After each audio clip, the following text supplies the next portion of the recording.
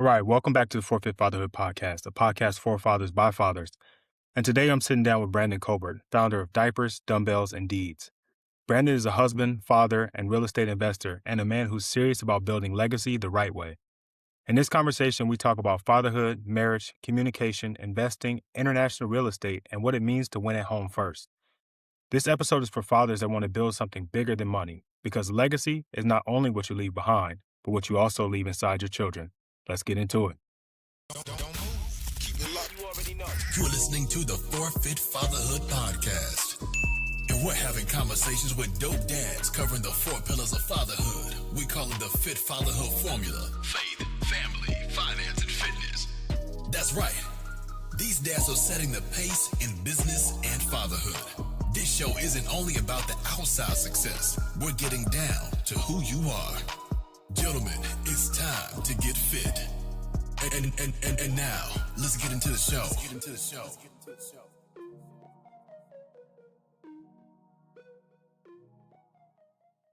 And you know what? It's funny. I say this almost every time I have a guest. I'm like, yo, I love having a guest on. Sometimes I like to have these episodes where I just talk about myself or talk about something that maybe came up in my own fatherhood journey. But it's always really good to have the perspective of another leader, right? Because I could think I'm doing everything right, and until I hear somebody else's journey, I'm like, damn, I missed that one. Right. So I'm excited to talk to Brandon Colbert today. Brandon, brother, tell us how you're doing. I'm doing pretty good, man. A lot of things has happened for me and my family within the last couple of months. My name is Brandon Colbert. I'm CEO of Diapers, Dumbbells, and Deeds. Here at Diapers, Dumbbells, and Deeds, we believe in empowering men to be devoted fathers and loving husbands through a foundation of presence, integrity, and just overall helping that aspect to enrich families to come for generations.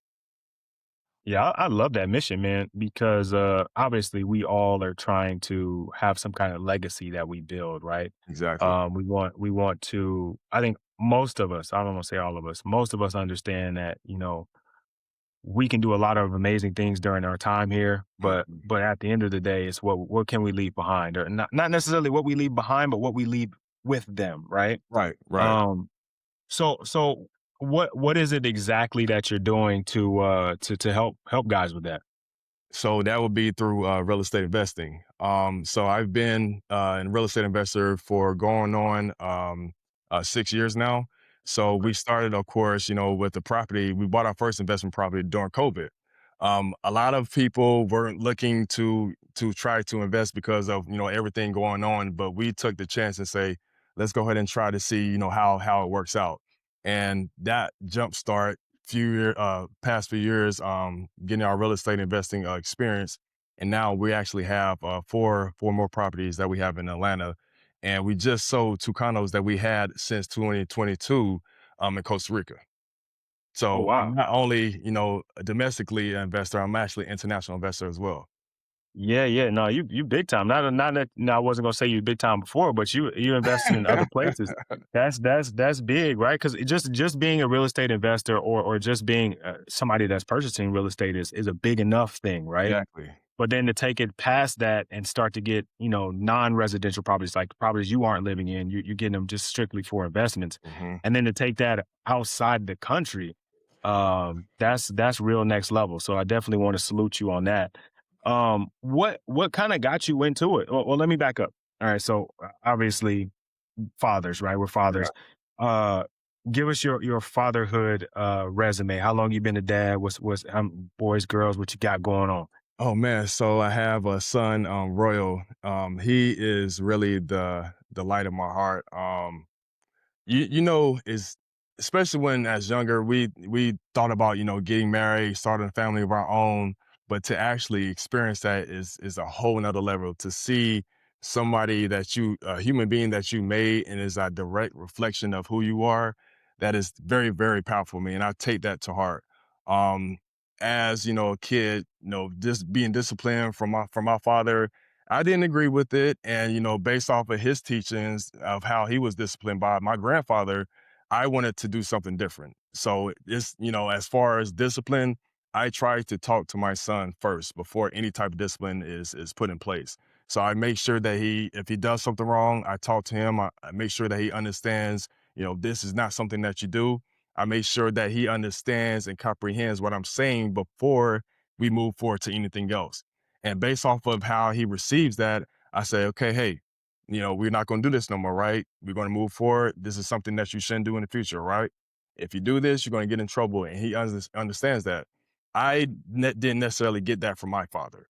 It was basically, you do this, this is your punishment, and you're going to understand, you're supposed to do this some more instead of talking to us. So that's the thing that I'm changing with my own son, and make sure that, first of all, communication is key. That goes for your marriage, that goes for being a father, that goes for being a husband. Communication is the biggest part of that family foundation. I 1000% agree, man. I was raised in a household where, I think most of us I'm not aged myself. I'll be 43 in a couple of weeks. Okay. And, I was raised in a black household where the kids will speak when spoken to, seen and not heard. If your reply came too quickly to something that they said, it was considered talking back. If you breathed the wrong way after words were spoken, you might catch a shoe. You know what I mean? So I fully understand it. I take that same thing with my daughters, right? It's like I want them to feel like their voice matters, because Right. it does. I want them to have some agency in kind of what's happening in their world. Doesn't mean that they're going to change it, right? Like I may say this is the way things are going to happen, and I allow them to have an opinion because I value their opinion. Now, at the end of the day, I'm still judge, jury, and executioner. So yeah, Exactly. that's a really cool idea that you had, but nah, we still gonna do it the way I said it. But thank you Right, for right. sharing, I think that gives me some information on how I can approach it the next time. Mhm. But I was just telling my wife this the other day. It's like, hey, because I have a 13-year-old, so she's starting to feel herself a little bit, right?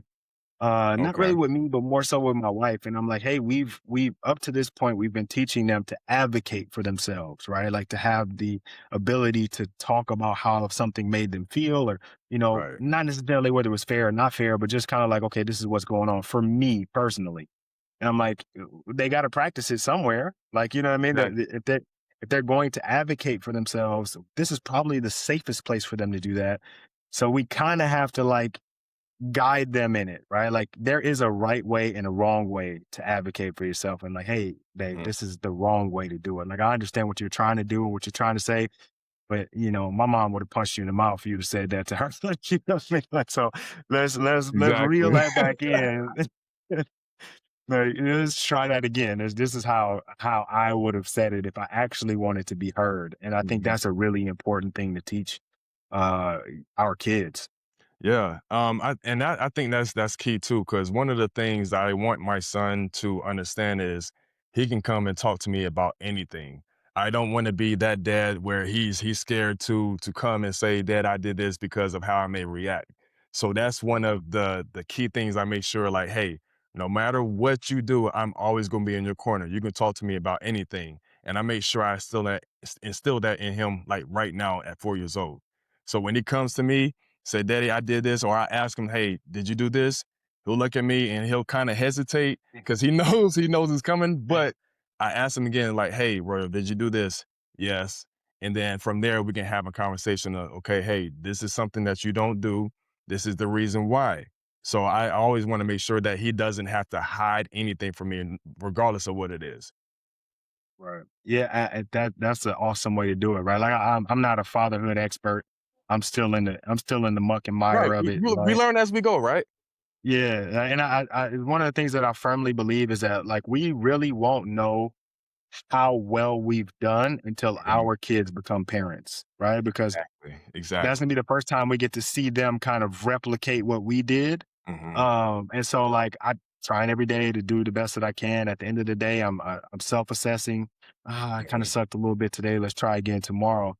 And I think that's kind of what allows me to kind of continue to move the way I'm moving. Is like, all right, I know it's not perfect, but Hmm. I'm okay with the intention behind what I did today. Right. So So okay, all right. So I want to get back into real estate, and I'm trying not to jump into that because I'm really curious. And me and my wife have been talking because we can talk about retirement, right? And we want to split our time. So we want to be half in the country, half out of the country. And Costa Rica is one of the places that we've been talking about. Because she went on like a retreat Okay. a couple of years ago and fell in love. Um, so we're gonna get there. Just Okay. we'll Hey, put a pin we in can it. Man. dive in. We can dive It's in. tearing me up right now, but because this is literally just the conversation we had. So all right, so let me get back to it. All right, so 2020, you invest in your first property. What Mm. was that journey like? And kind of like, had you already been in real estate at all, or this was just like you were So butt naked jumping in? So I would say that real estate doesn't necessarily mean that you own a property yourself. So what actually jump started our situation with us starting to invest in 2020 was Hmm. that I can't remember. I believe it was 2018 where the Super Bowl was here in Atlanta, and we owned a condo where basically we just said, let's put it on Airbnb and see how much we make. That was the first experience or first thing we wanted to do. So as soon as we went ahead and got some pictures, and put it on Airbnb, I would say within 3 days we had a booking for 3 days for $3,500, Mm, and that's that's mm. that's after tax. So it could have been more because you have Airbnb fees and taxes and all that. But we end up getting $3,500 for a three-day weekend for the Super Bowl here in Atlanta. That's a blessing. So Yeah. and the other thing that kind of helped us out was my wife. She is a former mortgage loan officer and banker. So her background and her experience behind the scenes, learning the ins and outs of loans, and um, potentially having loans going to different people that's looking to invest or looking to have a personal loan. She knows the ins and outs of that. So that kind of helped us say, okay, we wanted to purchase this property. How much can we get for this? How much commission do we have to pay? What are the fees and taxes? The HO, whether it's an HOA community, all that. I was new to that, so it was great having that background and having her to go with me during that process, because as we got our first rental, I learned the ins and outs of how real estate really works. So I think from there, that kind of, let's say, jumped in and say we're going to do something different. Okay. Okay. All right. So I mean, 3,500 in 3 days sounds amazing to me. I'm jumping in right along with you. Um, so you had that Airbnb, and then what was like your next step, or how did you get from, all right, we got a property, we're just gonna Airbnb it, to like now, are you Airbnb and everything, or are you like what's going on in this situation? Oh man, so we'll probably have to do a part two. So we I'm down. changed I'm we down. changed we changed the strategy based off of what we want to do during that time period. So Okay. I'll give an example. In 2020, we wanted to purchase a property just to see if we can make money on it. So that doesn't necessarily mean that it's just on Airbnb or Verbo. That means short-term rentals or long mid-term rentals or long-term tenants. So from our strategy, we wanted to do short-term because we didn't think about having people in our property for a year, because in that year, a lot of things can happen. You can have holes in the walls, they can be bad tenants, whatever the case may be, and it's going to cost you in the long run. So our strategy was, let's do short term and see how that works out. So we went ahead and put it on Airbnb and Verbo. We got some hits and had a couple of stays. But the thing that really drove us to say, okay, well, we want to get more properties. There was a person that was looking for a midterm stay. They ended up working for one of the companies, I think it was Home Depot or the Atlanta Braves, where they had a program where they came in and said, okay, we're going to work here for a couple of months, maybe 3 months at the most, but we need a place to stay. So they reached out to us and say, hey, we looked at your property we put it on Zillow, we put it on apartments.com, we put it on all of the rental website platforms, and we got a hit. So they said, hey, we here for 90 days, we need a place to stay. And from there, we found out that there was a program that was going on that allows international students to come here and work and get that experience, and then actually have a work visa and potentially have a visa to stay here. So we ended up getting in contact with their manager. And from there, we had a lease in place for 90 days and we was making $6,000. Okay. That Hey, just started. Yeah. okay. All right. That I love that. I love that, right? Because that's just like God's timing, right? Everything kind of just lines up the way it was supposed to. You just kind of set up everything. Mm-hmm. Okay. So that was in that particular instance. And then you start branching out and doing more. Was it more of the same or more just kind of like whatever, how like we found an opportunity. Let's see what works with this opportunity. So it was both. So we wanted to see what opportunities or what real estate investments were out there, and then based off of that, we said, okay, depending on the price range and what we could, afford at the time, we said, okay, let's move forward with this. So our first rental property that we bought in 2020 was a 2-bedroom, 2-bath. It's not small, but it's not that big either. So from that rental property that we bought in 2020, we jumpstart to 2022, and 2022 is actually what changed everything. So to give a little bit more background, my wife got laid off at her 6-figure job while she was pregnant with our or while we actually no, I'm sorry. She got laid off at her role she was working in sales, and that was while we was pregnant with our son. So she ended up getting she was pregnant. She was on maternity leave, had our son, and then she came back 2 weeks ahead of her maternity leave and still got let go. Wow. Yeah.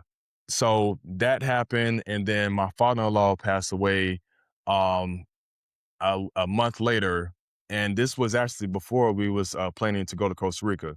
So we had everything planned out, our flights and everything planned, scheduled, and then 2 or 3 days before we was actually headed to Costa Rica, my father-in-law passed away. So just everything in general, it was heavy. So our trip to Costa Rica was more so a reset. Let's see, how we can, move from this terrible situation. And also, my father-in-law developed dementia. He was a vet. Shortly after retiring, I wouldn't say probably about maybe a year or two later, that's when he got diagnosed with dementia, and everything just went downhill from that. So one of the things that my wife and I talked about was how can we um, create a legacy for him to have or to move on to our son. So we was in Costa Rica for 3 weeks, right? We went and saw 3 different properties, but we fell in love with one. We saw some in where you would call a Playa Hermosa, which is a little bit kind of the city town feel.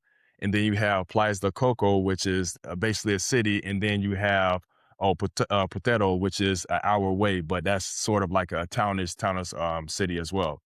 So we set our final to go place in Playas del Coco, where we actually purchased those 2 properties.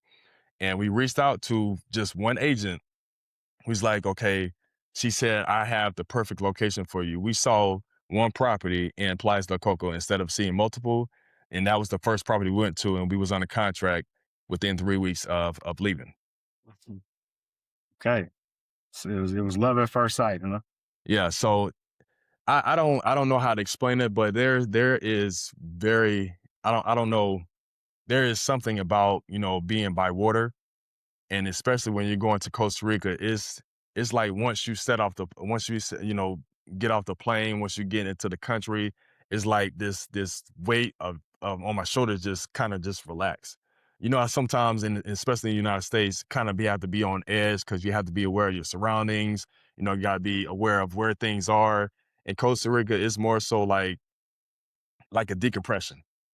And from there, we was like, you know what? I think we have something very, very real here, and something like this that's going to be a gem that will allow us to jumpstart, get our equity up, get our capital up, get Airbnb rent and all that. And then from there, it was love. Like we traveled with our 6-month-old son, and he was traveling back and forth to Costa Rica to the United States and here in Atlanta 6 times. And people were very shocked that, we had our son in tow, and he was coming everywhere with us because the biggest thing for me is not only having our son experience the things here in the United States, but I think what drives humanity in general is us being able to see different cultures, have different experiences. And from there, he can learn that, hey, everybody's different. You don't have to have the same culture here in the States that they have in, let's say, in Costa Rica or they have in Dominican Republic. Everybody is different. And I think you can learn from others on how their culture is. So I wanted to instill like, hey, you're gonna be diverse. You're gonna experience different cultures. You're gonna know what's out there. You're gonna understand, how people treat their families, what their traditions are. It's not just gonna be one sided. You're gonna have an open mind and see the world, further than what's here in the United States. Yeah, yeah. We have a similar idea here. My wife and I, we travel a lot, and we always want like because people the same thing, right? So, you're taking your kids, like absolutely, like yeah, for Exactly. 1000%. Like they got passports, and we hit the road. Like we got to go see the world. And I agree with you, man. Once you get outside of America as an American, I don't know what it's like for other people, Right. as they move around, right? Because they may be more accustomed to what's going on in the location that they're at. But there is like this weight that's lifted, because there's just a natural pressure here in America Yeah. as a person. Then you compound that as being a man and being the leader of a family, and then you compound that, and then just calling a spade a spade. That's probably not the wrong term. That's probably the wrong term to use right now. But being a black man, right? Like there's another added level or layer of pressure Hmm. that you feel, and then once you get to these other countries, you're like, man, people aren't even like tripping on me like that. Like, you know what I mean? Yeah. I'm not ignorant. I'm not game goofy. So I do have my head on the swivel a little bit, but it's not the same. Like, I'm Right. not expecting somebody to take advantage of me or, you know, I encourage guys all the time, man. If you can travel, like, Yeah. and it may not be out the country. It may be just out of your state, right? Just go to another state and see what that's like, because there is a whole world of opportunities and experiences out there that I think we miss a lot, and Mm. we don't share those with our kids because of maybe our own apprehensions or fears of going to these Exactly. places. But there's a lot to be learned culturally in a lot of places of the world, just like how they treat work or how they treat life, or when it taking a siesta, like Yeah. yo, we shutting down for the next 2 hours. I don't know what y'all gonna do, but we finna go take a nap. Like, yeah, Right. we'll be back to work later. Like you know what I mean? We spend our time in America trying to work, work, work, work, work. The other places are like, hey, yeah, we're gonna take a holiday. We'll be back in about a month. We'll see y'all. And that's one of the things in Costa Rica. They are a family oriented country. They make sure they spend time with their family. So it really allowed us to kind of slow down. Because here in the States, you on the run, you got to do this, you got to do that. In Costa Rica, that one of the phrases they have is "pura vida." It's a simple life. Mhm. So when they say "pura vida," that means that, hey, I understand, I'm supposed to be over there to quote you on, a contract or, see about, renting or whatever the case may be. They say, okay, if they feel like this is going to take away from the family time, they say, hey, I can't make it. And they will tell you the reason why. They don't sugarcoat anything. It was like, no, I'm here. with my family, so I'll have to, meet up with you later. And that Yeah. kinda allowed us to say, "Okay, hey, we can't have that same mentality that we have in the States and try to put that or take this over to Costa Rica." Everything is a little bit different here. It's slow paced. They value time with family. They don't stress. Costa Rica is I guess you can say the is by the equator. So the average life over in Costa Rica is, I wanna say it may have gone down, but it was at one point, 89 years old. Wow. That was the average life. Wow. That's in So that. Wow. yeah. So that lets you know that, hey, we may want to pick up a few things that we can learn from other Yeah. countries because here in the States it's a little bit different. Right. Obesity and cancer. We have all type of diseases over here. So that also jumped us start to in 2016 we got off of beef, chicken, and pork.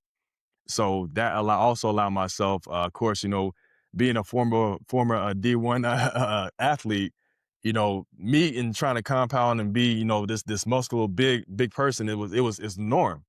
But that's not going to do anything for my body in the long run. So I had to really, come to terms with, hey, this is not just something that you want to keep on your joints for the rest of your life, but also in Black families, we have, high blood pressure, we have, all type of other diseases. So if I can go ahead and change my diet now to make sure that I live a fulfilling life to be there with my son, then that's what I'm going to do. Yeah, that's what it's all about, man, is trying to make sure that we do everything in our power to be as present and Hmm. available to them for as long as possible, right? I say all the time, like, the health part of it for me is, yes, I like working out, and yes, strength conditioning coach and all that stuff, right? Like, those are all cool aspects of it.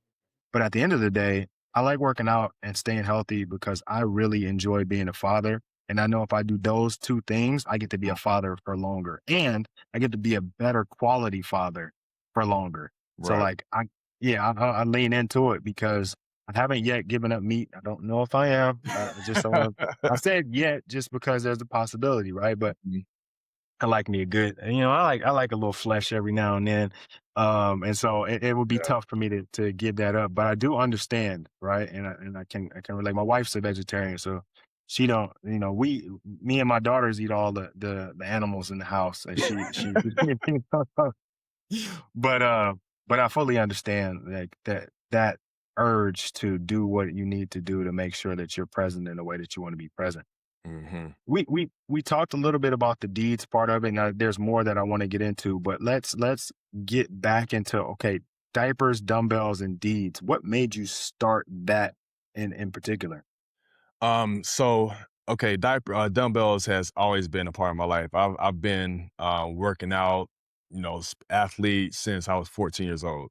So that's always been a part of me. But I always wanted to incorporate that not only with just myself in general, but my family. So right now, my son is doing push-ups right now, as a 4-year-old. And the other thing is too, I feel like especially with my wife, we work out together. There may be days where I go to the gym myself and she's here on elliptical or doing her Les Mills body pump. But we also have that time set apart where we actually working out together because I feel like this is, what's the term?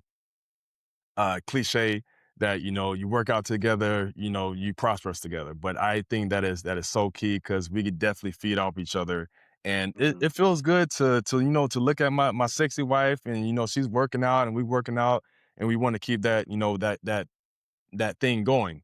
For diapers, it was more so becoming a father, which is, I would say, the greatest accomplishment of my life.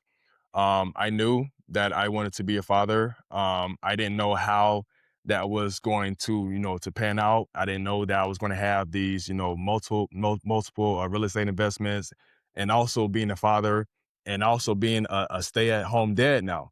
That is probably one of the greatest moments of my life because there are a lot of men that have children, of course, but we're not able to see those milestones that the kids have. Mhm. I saw every milestone my son has had. So that means from, him walking, his saying his first word, just playing in general, throwing, all that. I witnessed everything. So one of the things that I was thinking about, how is it that we need to see more of this? I feel like we don't have enough representation of dads that are out there that are really really striving at this. Being devoted fathers, are really being devoted loving husbands. Their marriage component is real out here, and I feel like there is not enough light being shed on that. Mhm.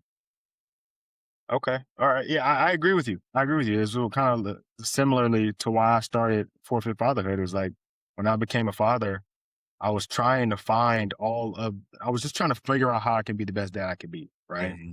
And a lot of the books at that time, and there's maybe some I didn't, obviously there's tons of books, right? So I couldn't have possibly seen them all, but a good majority of the fatherhood books were like, what to expect when expecting, or it was more about mom, right? And Mhm. just how you navigate mom and baby, but not like how you become a better version of yourself. And obviously there's personal development stuff that was out there, but that's not the same. Yeah, you get some Right. leadership tactics from Tony Robbins and things like that, but it didn't have the same thing, right? And so I started talking to guys who are actually fathers, and I started sourcing fatherhood content from kind of all over the place and like shining a light on what I felt was, like you mentioned, being a father was the greatest thing that ever happened to me, Right. right? It's the best title that I'm ever going to hold, no matter what I do, no matter who I become. Being these two little girls' dad is the best thing that's ever going to happen to me, and I think every father should feel that way. So here I am out Yeah. here in the world sharing that and putting that out there and trying to push that narrative because it's amazing, when you look at adults now, because the honest the honest part of it is we're raising adults. So if we look at adults now and we look at the majority of the problems with adults, they typically stem back to childhood, Right. right? And I'm not just talking about like, we quote unquote daddy issues, but like how they were raised, how they were socialized, how they experienced the world from both genders, from mom and dad. A lot of the adult problems come from that. And so if we talk about changing the world, we got to change adult problems. We got to change adult problems.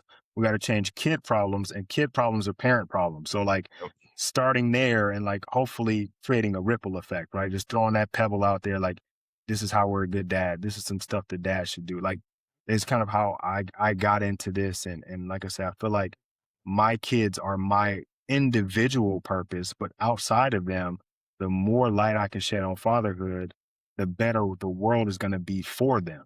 I agree. I agree. I agree. Can't agree with you more. That's the thing, right? We want to be that great dad and that great father, and also put it out there like, hey, I know I'm not the only one. I know there's awesome other dads out there, trying to get everybody in the same room and build that community to actually, not only, share experiences, but keep each other accountable. Because, Yeah. being a dad is tough. It's tough. And I think that, the more that people or other men out there see that, we're not perfect. There's going to be some things that you don't like doing or you've done in the past that you want to change, but that's what that community is for. I'm not the only one that's dealing with this problem. There's other dads or other men that's dealing with the same thing. And if I can say that, I've done this to help, combat my situation that happened before, then that can actually, be sent to other men or other dads to say, let me try that and see if it works. And then from there, it's up. Yeah. Yeah. Yeah. And all honesty, like in all of the things that we do, and this is something that I'm taking from you and I want you to kind of expand on is that we got to win at home first, Hmm. right? I think a lot of us are outward focused. We got to get out there and make money. We got to protect our family from the world. And those are like all external things. But even in what I just said, in terms of like, yeah, I'm gonna be the best dad in my home and I'm gonna be the best man I can be in my home. But like ultimately my kids have to go out into the world. So if I don't win at home first, Hmm. man, we're fighting a losing battle. Yeah. Yeah. So And that's so when that's you say I was like, when you say win at home first, like can you kind of lay that out for us? What do you mean by it? I just kind of gave my interpretation, but what does that mean for you? Yeah, so I'll give you an example. So my son, right? He's going to grow up to be his own man one day and hopefully, have his own family and own children someday. So when I say it starts at home, that means he sees exactly how I love on my wife, how I love on his mother, the conditional love that we have for each other, how we communicate with each other. We don't yell if we have a disagreement. He comes in there and say, if we actually start talking too loud, he's like, hey. And we had to tell him, like, whoa, like, hey, we're okay. Daddy and mommy's communicating. But just to have him do that and know that, this is how you communicate. We don't raise our voice. We don't curse at each other. We may have disagreements, but we always have a cool head and we always communicate to the point where we get our beliefs or how we feel across, but also be receptive to what our significant other is telling us. So he sees the dialogue that we have in our home. He sees the affection that I give my wife and I also give him. There is nothing wrong with being affectionate with my son. One of the things I feel like as men, and this is something that may have been back in the day with how my father grew up. He had to be tough during that time. He couldn't really show his emotions like that. So for me, I don't have to necessarily be that same way. I can show my emotions and show my son that, affection is this is how men, handle themselves. Vulnerability is not a weakness. Vulnerability is not a weakness. I feel like as men, vulnerability is probably one of the greatest strengths you can have, because if you can be open and be direct with how you're feeling, you don't have to keep that in. And I feel as men, sometimes we keep that in, and then that kind of trickles out to certain things where we have an outburst, or we actually or we say things that are not meant in that situation because we keep everything bottled in. If I feel like if men, and just men just in general, if we are comfortable and vulnerable enough to express how we truly feel, regardless of whether we feeling, sad, mad at the time, whatever the case may be, but just to say that and acknowledge that, I think that's powerful, especially for men. Yeah, yeah, I agree. I agree. I usually use like a superhero analogy with that when I'm trying to talk to guys about it and vulnerability, right? Because we talk about like vulnerability is kind of your, to some degree, your superpower. And the way I say it is like, if we look at all of the superheroes that we know, like Superman, Batman, just to name a few, Hmm. they all have a weakness, right? They all have a thing, right? Like, and Right. the reason why we resonate and we connect with them is typically because of that, right? Like Batman, lost his parents when he was young, right? We can associate with loss. We may not have lost the parents, but we know loss. We understand, like, okay, so Exactly. now he's going out to fight the world, and he's not hiding that from anybody. Superman, kryptonite to just take him out, right? Like he can't do nothing when kryptonite is around. Right. But that endears you to them, right? Because a superhero with no weakness is like, yo, I can't be anything like that. Like I don't know how to associate with that. Right. It's like Right. like basketball, for example. Like people connected with Steph Curry so well because he's not the biggest guy, he's not the fastest guy, he ain't jumping out the gym. He's just shooting the basketball. Hmm. I can shoot the basketball. Like, yeah, I might not hit 23s in a row, but I Right. can throw it up. You know what I mean? I'm definitely not jumping from the free throw line and dunking. That's impossible for me. I'm not Yeah. 6'8". You know what I mean? I'm not as fast as or physically gifted as LeBron, so I can't connect with that. But Steph Curry, he's like a regular dude, right? You Yeah. put him in some regular street clothes, like he can just walk around with the rest of us.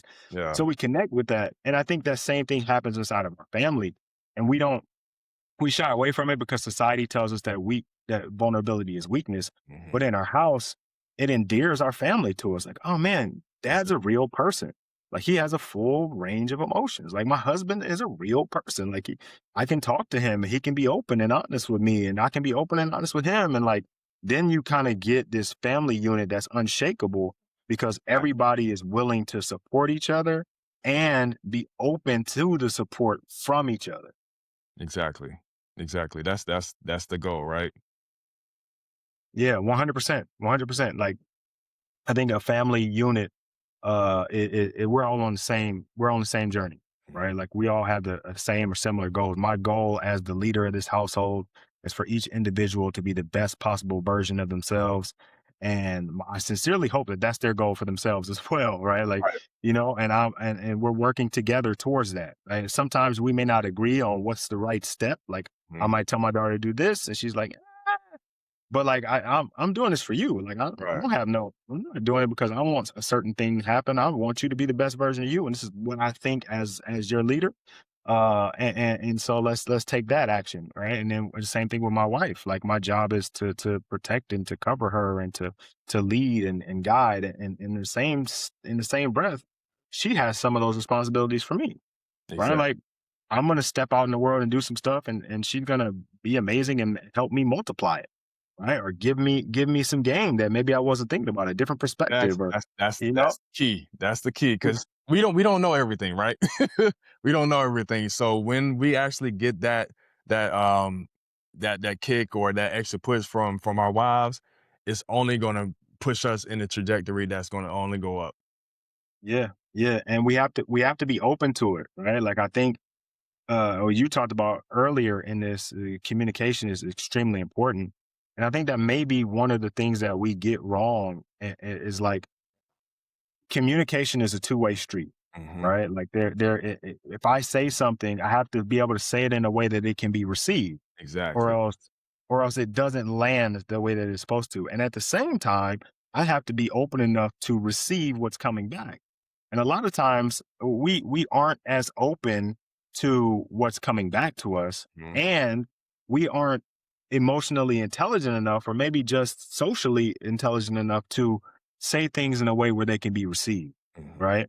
That for me, I think, is one of the things that men get wrong in communication in a marriage. Is there anything that you maybe see in your experience that maybe men are stumbling or blocking themselves with in terms of communication? I would probably say definitely receiving feedback is probably the biggest thing. Of course, we can say how we feel, and this is not the way I want it to be done. We can say all that, but until we are able to receive what our significant others are saying back to us, we can't say our piece, and then when our significant others say something to us, then we just either shut down or we don't receive it or just block it out entirely. That's not how it's going to work. If you can't express yourself, but also receive what your significant other is saying, then things are not going to change. And then once those things don't change, you get resentment, you get more fights, you get shutting down. She's not as open as she may have once been. That communication that could have expounded or made that marriage, bringing that marriage a little bit better, is not going to happen. Yeah, yeah, and I think it's something that maybe is a lost art, not a lost art, but maybe we're getting further away from because of social media and society, Yes. is the Yes. ability to take constructive criticism, right? Like, as an athlete, there were times where your coach got on you about something, and he was right, like you was in the wrong, right? But maybe Exactly. he had to coach you in a way that was uncomfortable for you to get it, and Mhm. that's just constructive criticism. He don't hate you, right? He ain't really even mad at you. He just Right. has to say it in a way, or put it in a way that you can receive it and understand the gravity of the situation, right? Exactly. But I think social media and just the societal climate is like, oh, anytime somebody says something to us, they're a hater, or they're trying to hold us back, or everybody's so sensitive, and constructive criticism is like it's like an indictment, right? Like Yeah. if I criticize you, I'm a hater, I don't like you, and all that kind of stuff. But in the reality is like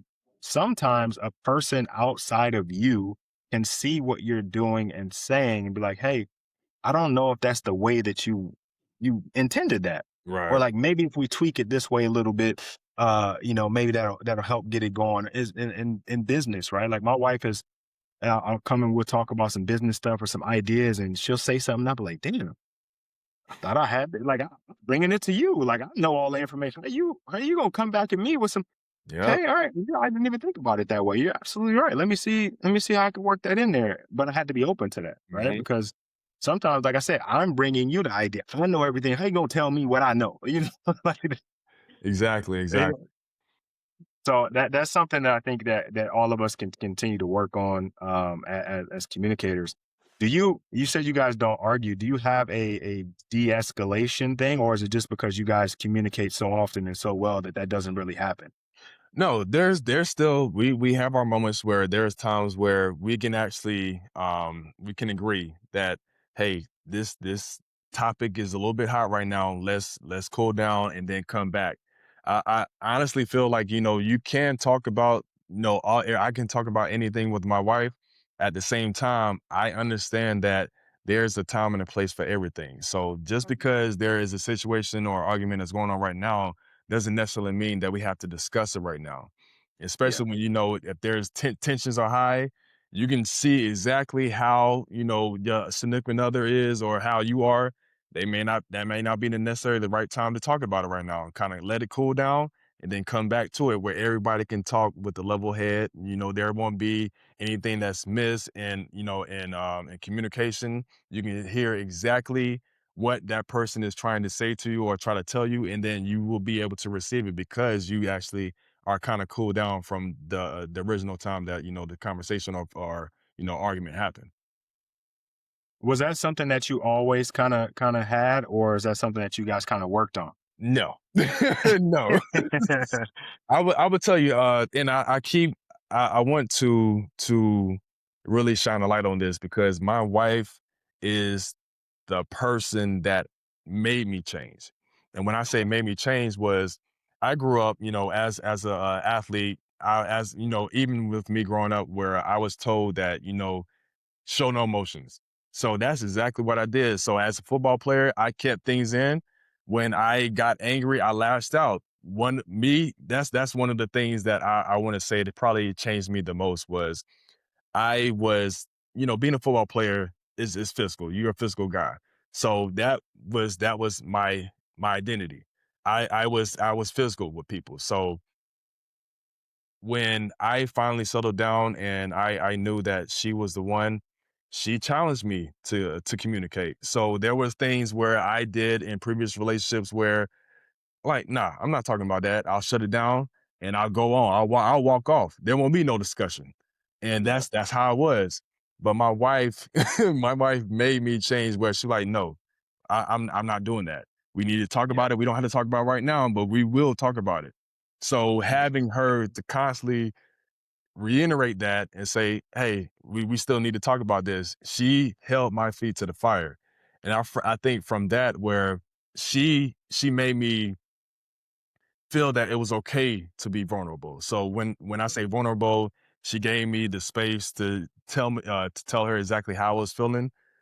It didn't feel good because I felt like when I say, that hurt my feelings or, it kind of that ego is what kind of drives that communication not being, up there. So if you have that ego where you're like, nah, man, that's soft. I'm not saying that.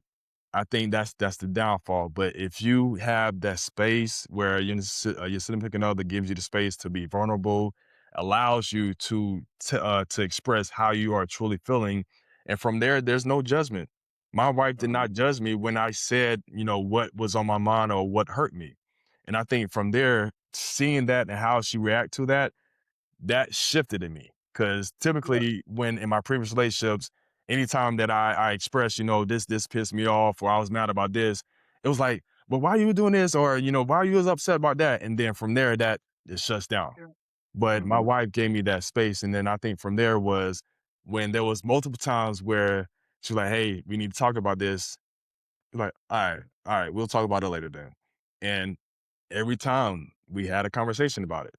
So I think that kind of opened the door for me to be where I am right now, where I understand exactly how communication can not only make you a better father, but also bring that marriage in that may be missing that component because of lack of communication. Yeah, man. Yeah. I think the tough part for us as men with this vulnerability thing is trusting someone with information that could hurt us, right? Exactly. Like with like I'm giving you my softest parts and I'm typically putting on some armor to protect myself from, you know what I mean? But now I'm gonna take this off and this is where you Yep. can hurt me. Here it is. And a lot of times we've been burned in previous relationships when we did that. We like you mentioned, as even as athletes, right, we're told at a very young age, right, if you start playing ball like Pop Warner or little leagues, whatever, you're like 7 8 years old, people are telling you you're just learning how to be a human at this point, and they're like, hey, no emotions, Yep. right? Like Yeah. you meet aggression with aggression. You know what I mean? Like everything is, as you said, hard charging. Like it's all this, right? There's never Right. any retreating. There's no turning back. Once you start something, you finish something. Like you get all these things, and none of those are great for relationships. None of those are great Exactly. for communication. But that's the identity we've had for so long, Hmm. right? Like we are receptive to situational, and I use sports analogies, right? In a situation, we are able to adjust as a ball player, right? We're playing Right. football. Like I understand my responsibilities in my position. I understand the guy next to me. I don't need to know all the details, right? But like if he tells me, we got a different coverage now coming, okay, I can adjust. I'm gonna move within that. I'm not gonna Right. turn around and argue with him, right? Like, Right. like, nah, man, what you talking about? I'm listening on this play. Like, I'm not finna drop in the coverage. I mean, Like, Right. we're not gonna do that in that situation, but then we'll get into a relationship and we'll go, she'll be like, "Hey, this is what I noticed." But what you talking about? Like, I didn't, you know what I mean? Like, we're completely flip. Uh, and what I'm saying is we have the skill set, Yeah. right? But it's maybe the mindset that's holding us back, right? Because we have the ability, we playing hoop, just 3-on-3. We ain't even talking about like we playing real game. 3-on-3, I dish you the ball and then I cut. Right. Like, you understand, right? I'm not arguing with you. If you open, take the shot. You know, I'm not gonna be like, you know what I'm saying? Like, you understand, but we understand that we Right. have that in us. We just don't use it in the right scenarios, right? We get into a relationship and we feel like there's these dynamics in a relationship that we're supposed to uphold, and Mhm. I'm the head and not the tail. And if she's saying something to me, then well, as the leader, she can't be telling me what to do because I never told my coach what to do. You know what I'm saying? Like, Right. we Right. we form this hierarchy of how conversation is supposed to work, and Mhm. typically that ain't it. You Yeah. know, in the real world, in most situations, that's not how it works. And I think that is key too, and especially as a father. You want to make sure that you arm your children where you tell them exactly when the time is to be aggressive or what that case may be, but also being able to dial back in and like, hey, this is not the appropriate time to do that. And I think as Mhm. fathers, that is one of the key things that I think we need to instill in our children where they have the capabilities of being able to take care of themselves, but also in certain situations, like like you said, relationships. This is Let me dial back a bit. That's not the right way to handle this particular situation. So we give Right. them the tools to be successful, not only in sports where you need to show that aggression, but also in everyday life, business, relationships where you can't have that same aggressive mentality that you have on the field or on the court that you have in, the workforce, business, or relationships. Right. Yeah. Yeah, that's one of the things that I loved about like martial arts and that kind of like that field of things. Maybe not make MMA because it's kind of gotten into something different, but like old Yeah. school martial arts, right? Where it was like you were physically capable of fighting if fighting needed to happen, but Mhm. what they taught you was de-escalation, Exactly. right? Like using your hands was the last thing you wanted to do, Last resort. right? Yeah. And that's kind of opposite of football, right? Because I played football and I did karate when I was little, and I stopped doing karate and just play football. But football is like, hey man, when the whistle blows and we step in between these lines, Oh, I'm trying to kill you. yeah. And matter of fact, not only am I trying to kill you, but every opportunity I get to embarrass you and make you feel bad about yourself, I am. Take And it. I had to learn like outside of the lines and outside of the Mhm. game, we can be normal. Like, I don't Yeah. hate you.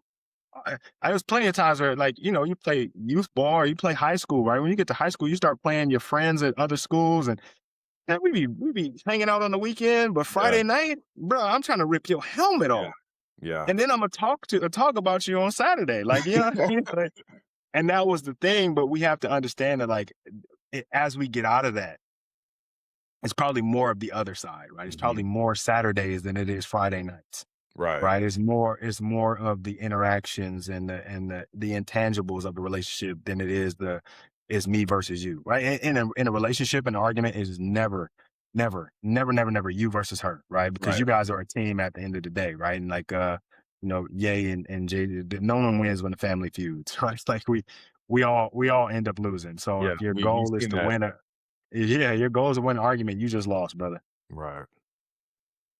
But yeah, okay, all right. So we talked about that. I want to get back to Costa Rica just for Okay. my own selfish personal reasons, right?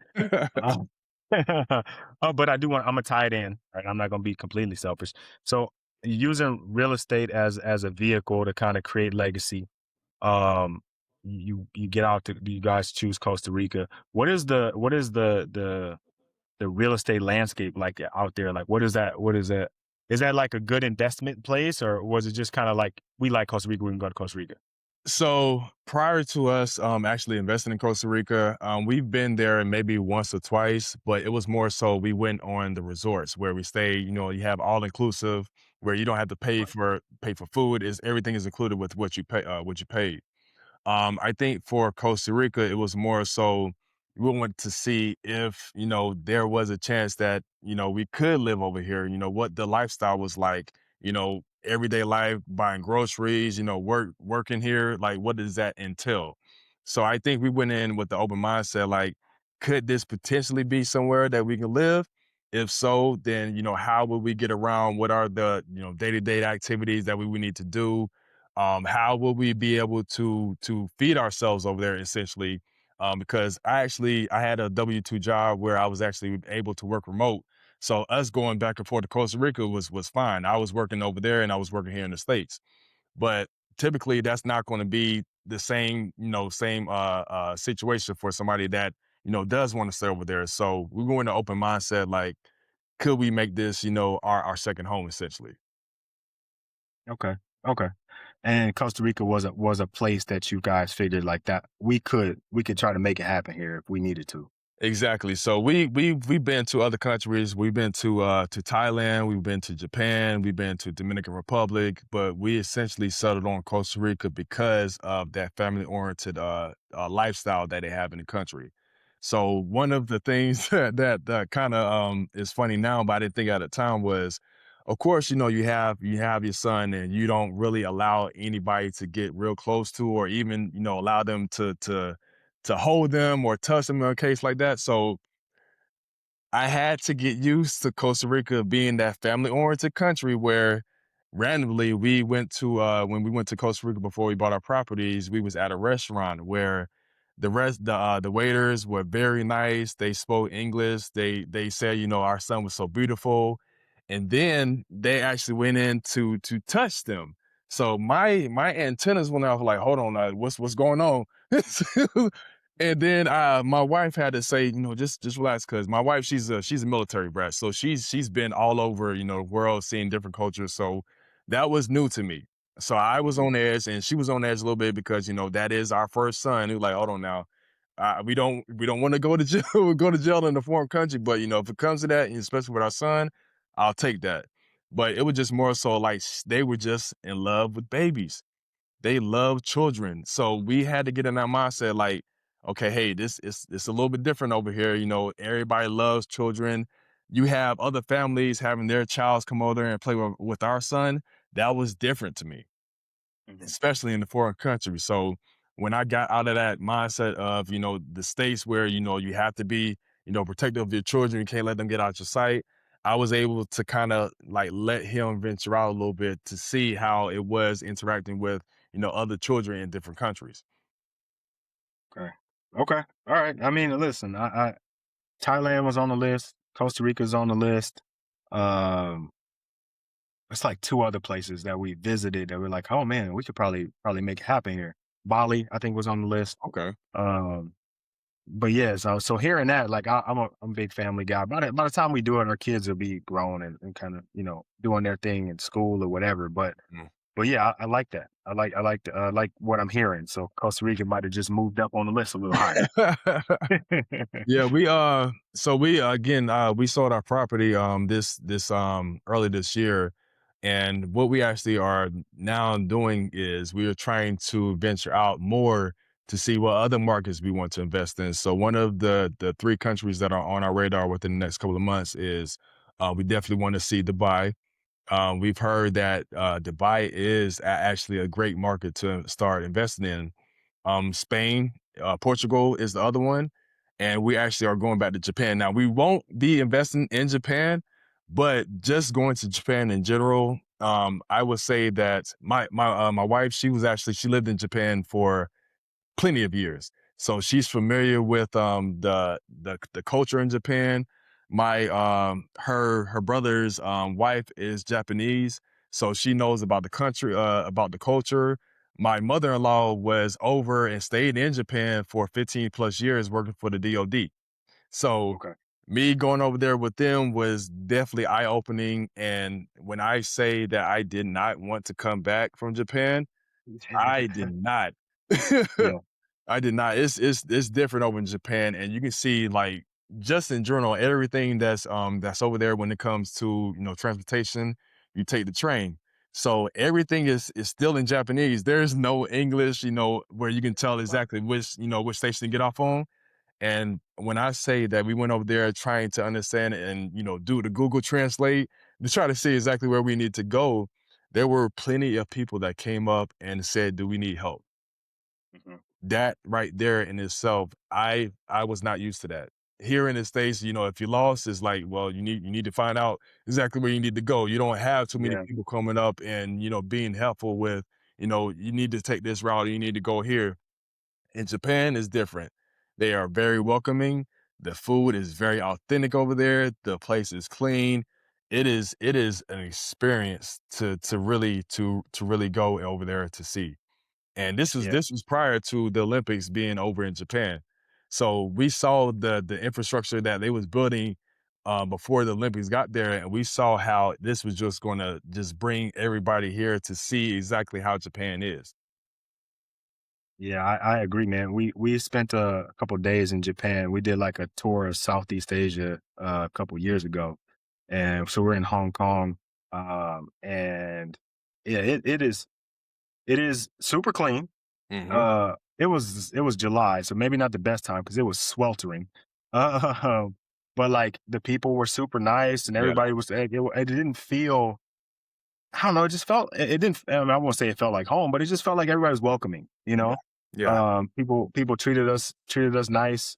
It was a good experience. So why not invest there? Is that a reason? So I'm not typically sure about the ins and outs of that, but in Japan, you won't. I don't think they allow investments to be outside of people that are not, Japanese or residents of Got you. Japan. Yeah, Got you. Okay. Okay. All right. So there's some bureaucracy or yeah, something going on there. yeah. Yeah. Yeah. Okay. Okay. All right. All right. Well, I mean, I think the other two places, Spain. I've been to Madrid. Uh, Spain's a great place. I think. I mean, I felt like, right. I've heard some different things in different pockets and different places that maybe aren't as receptive to travelers and foreigners, but Hmm. I had a good time. Um, all right, let's get back to the pod. Because I know we're getting close on time. So I had a couple questions that I want to kind of just fire at you, and maybe these are one answer, or sorry, one word answers, or maybe you expound on them a little bit. Okay. Um, but just kind of leaning into your experience as a father, what is the best habit that you've built as a dad? Hmm. The best habit. Well, I can say that I'm still building right now is Yeah. patience. Um, there's going to be a lot of things, and of course, you have kids. They're doing kid things. They're Hmm. exploring. They're becoming their own person. So you have the attitudes. You have the talking back. That's just a part of kids growing up. So as a father, I need to be, more patient. Like I was a kid once. I probably did the exact same thing, if not worse, with my parents. But I need Hmm. to have, give my son a little bit more grace because he's doing what kids should be doing right now. Getting Right. to things, being having this little strong man mentality or personality where he's saying, no, or I don't want to do this, I don't want to do that, and just really just having the patience to say, okay, he's becoming, his own person. The hormones are growing and developing. So just Hmm. taking that to consideration that, what he's doing is he's supposed to be doing it right now. You don't need to like really lash out or really fuss at him like that because of him, jumping on the bed or, doing things that could potentially hurt him. He's going to have to get his bumps and bruises in life just like anybody else. So it's just a matter of being there, if that comes, to fruition, but also having that understanding, like, hey, this is something that he's going to be growing out of soon, but just right now he's going to go through that process. Yeah. Yeah. Yeah. Yeah, it's all a process, man. Like first time as a parent, like you're learning how to be a parent while they're learning how to be a person. Like Exactly. it's all happening at the same time. And so, you got to give him grace and you got to give yourself grace. Hmm. Um, as you both are learning, right? Um, what's maybe one, and I think we kind of touched on this a little earlier. What's one belief you had to unlearn from how you were raised? Like now as a father, maybe something that you know that you want to change, or something that you decided you didn't want to repeat the cycle, I guess. Um, oof, this may hit home with some people, but I think for me, the biggest thing was having those family secrets. Um, I don't want how do I want to touch this? There are certain things where family or adults or parents feel like their children don't need to be, privy to. I get Mhm. that. At the same time, if it's going to be something that they're going to potentially be dealing with as an adult, I feel like there are a certain time and place, or even an age where I think it is reasonable to have that conversation with your son or with your daughter that, hey, this is what happened. This is what we're trying to combat, and the reason behind that. One of the things that I hate hearing about Black families is that there were family secrets that ultimately hurt the family or hurt family members because of it being kept under wraps for so long. And then when it finally came to, the surface, it just spread it like a disease. And then Mhm. eventually it separated the family. So I feel Mhm. like there is a time and place for that conversation to happen. And I get it that you want to kind of shield your children for certain conversations, certain things. At the same time, you can't really protect them if you can't, basically um, give them the tools to make their own decisions because of what the family or what the family situation was. Right. Yeah. Yeah. It's one of those, like, you can protect them, but you also got to prepare them. Exactly. Right. Exactly. Because it's eventually everything comes to light at some point, Hmm. right? And it typically is not going to come to light the way you want it to, right? So the idea is that, time sensitive and appropriately at the appropriate age and time, right? You definitely want to open up and be like, hey, this is what's going on. This is what's happened in our family. This is just so you know, right? As you get older, these things may happen. Or this is why we don't talk to Uncle Ricky no more. You know what I mean? Like, Exactly. why we don't come to the family reunion, like that kind of stuff, right? And I think we are culturally very guarded and protected in that sense. Is like, yo, if you don't know about it, then it can't hurt you, Right. right? And we feel that, but that's not really true, right? Like we feel like we're protecting you from something by not telling you, but eventually it seeps out, and when it comes out, it's gonna be worse, right? Exactly. And it may not necessarily come from the person that knew about it. So you got to think about that situation too. If you're trying to shield your child from a certain situation, and then they find out from somebody else or from another source, that's only going to hurt the situation even worse. Right. Yeah. 100%. 100%. Yeah, I hadn't thought about, like, I'm trying to be honest with my kids and share things like time sensitively as I can and try Hmm. to get them involved. But I didn't. There are some things that, and then maybe not secrets, right? But it's just like I don't know when I'm going to broach that conversation, Right. and when I'm gonna bring it up. And I definitely don't want it to be a situation where it stays so long in my like Rolodex of things to tell them that I never get to tell them. Right. So I'm glad you said that, because there's a couple of things that are like, okay, well, we're getting a little older. Maybe it's something that I don't know. We can take a car ride and we talk this through. Yep. But I think there's a lot of those things that just get lost, right? It's like, oh, I'm gonna protect you from it, so I'm not gonna tell you, and then a bunch of life happens. Yeah. And then And it doesn't come up. So yeah, there's certain situations where you're not going to be able to have that conversation based off of, like, it may not be the right time to do that. And then of course, like you said, life like goes on, other different things happen. And so it's like, it falls back to the line. yeah, yeah. All right, man. We talked about a lot of different things in this podcast. We talked about real estate investing. We talked about relationships and communication. We've obviously talked about fatherhood. I want to bring it back to fatherhood. If you could, in one sentence, explain what does fatherhood mean to you? Oh man. Oh, that's a deep one. I would keep it keep it short. In a nutshell, I want my son to be able to make decisions based off of, his experience, not what, society says he should do. I want him to be able to have his own mind.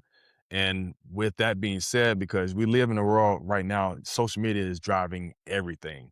So what you see on social media is not necessarily true, but then you have to do your own research and kind of figure out, how you're going to move in life or how you're going to make certain decisions based off of your knowledge, not necessarily what society tells you that you should do or what you should have. So I think that's one of the biggest things why I want my son to have that experience outside of the States where he's able to have the experience and saw other cultures, like, how certain situations were approached from people that were in Costa Rica or people that was in Dominican Republic versus, how people are making those decisions here. So, just within the climate that we're in right now, I feel like that's probably the biggest thing right now is being his own person, being confident, and being comfortable within himself to make those decisions, and don't second guess himself because of what society says or what anybody else says. He's going to have the tools to make that decision and stand on his own. I love that. I love that. All right. So he's young now, right? But Mhm. at some point he's gonna want to know more about dad, right? So he's gonna go out, he's gonna look at your Instagram because social media is gonna continue to progress, right? So Yeah. eventually he's gonna go look at the Instagram and he's gonna go see all the stuff you posted, and maybe he stumbles across this podcast, right? And he listens all the way through and he's hearing dad say all these good things, and he gets to this part of the podcast. What is it that you want him to hear? Oh man, that I pray for him. That I want him to have the best life possible. The goal is always to have a better life than what your dad has.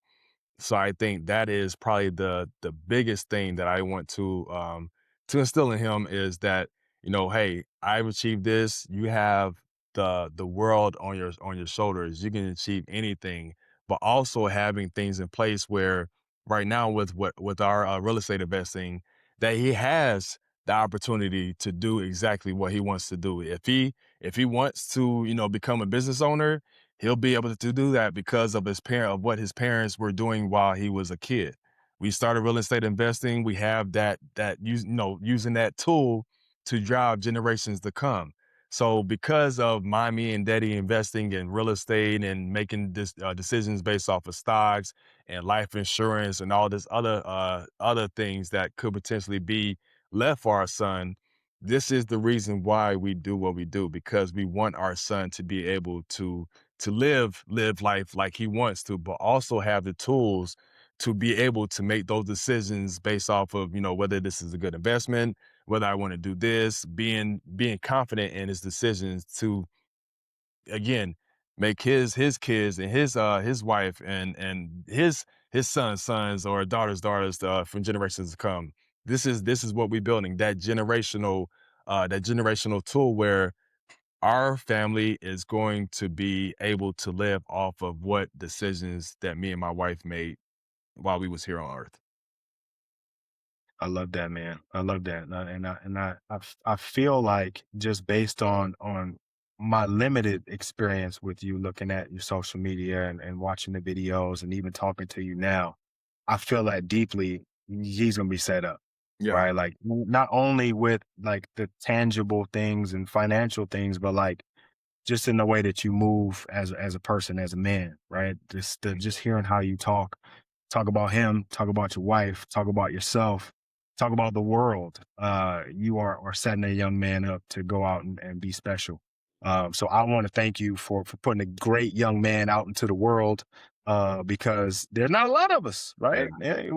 There's a lot of men in the world, but not everybody is set up in the way that you're setting your son up. And so I want to commend you on that, and also thank you for that, because that's important, right? Like yeah, that the more young men, young boys we have that are being guided and led by men who have their things together, the better our world's going to be in the future, right? exactly, exactly. So if guys are listening to the podcast and they want to reach out, they want to maybe learn a little bit about about you, or they want to, just give you a virtual high five and say, "Hey, thanks for doing the episode." What's the best way for them to do that? Just DM me, diapers, dumbbells, and deeds. Me and my wife really say that we're an open book. I want to leave this with you as well. There's this persona that you have to keep certain things to yourself, that there's not enough, money or anything in the world that we can't share. And I feel that's the downfall of certain people. Just because I tell you exactly what to do and how things, what real estate investments we made on our own to actually, lift our portfolio, I can tell you it, but it's up to you to do the work. If you don't do the work, then you're not going to get at the level that you should get there. So just because I'm an open book and I share my tips and my experience and my background, my knowledge, doesn't necessarily mean that I'm hindering myself from elevating. It just means that I know exactly what worked for me, and I want to make sure that I tell the next person the same thing, but they have to do the work themselves. Just because I tell them what to do doesn't necessarily mean that they're going to expound from there or be better or do better than what we are. Everybody has their own uniqueness, have their own decision making. So it's really up to what the person does once we give them the tools or give them the game to how real estate investing changed our lives. Yeah. And I appreciate it, right? I appreciate you being willing to share. And it's a mindset, right? It's scarcity versus abundance. Just because I tell you something or I share with you doesn't mean my opportunities become any less, right? Exactly. Because individually, my superpower is I'm me and nobody else could be me. Okay? Like I Exactly. can tell you all the things that I do, but you aren't me. So you're gonna do the things the way that you do them, and what's for me is for me, and what's for you is for you. And, Exactly. and I think that's important to remember. So I'm glad you said that because there's a lot of what they call it gatekeeping, Yeah. right? Yeah. Of like I got it right, and so I'm gonna keep it to myself so nobody else can, take that from me. But they can't, man. You're you, and that's your superpower. I couldn't agree with you more. Yeah. All right, brother. Well, listen, man. I said this at the beginning. I sincerely appreciate you joining me on the podcast. I understand how important time is to all of us. We had some little technical issues at the beginning, and you stuck with me and rock with me all the way through. Um, Thank you so much for joining us. I look forward to talking to you soon, and I'm definitely going to be in your ear or in your DMs about these real estate investments, Of course. because I definitely see that as an opportunity, a gateway to freedom. And like I said, at some point, I want to split my time and retire in some different places with some tropical, some Yeah. water, Yeah. and some Definitely. water next to me. Okay. Yeah. I appreciate you having me on the show, man. It's wonderful seeing other fathers and other husbands doing the same thing and just really propelling, fatherhood out there. So you're doing an amazing job yourself, man. So I salute you. Thank you, brother. Thank you. All right, bro. I'll talk to you soon. All right. Take care. All right. That was my conversation with Brandon Colbert from Diapers, Dumbbells, and Deeds.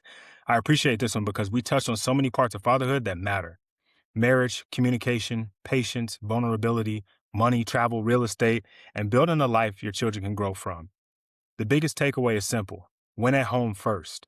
Your kids are watching how you lead, they're watching how you love, they're watching how you handle pressure, and they're watching how you build.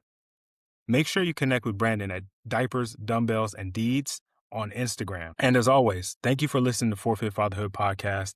If this episode helped you, share with a father who needs to hear it. Until next time, keep showing up.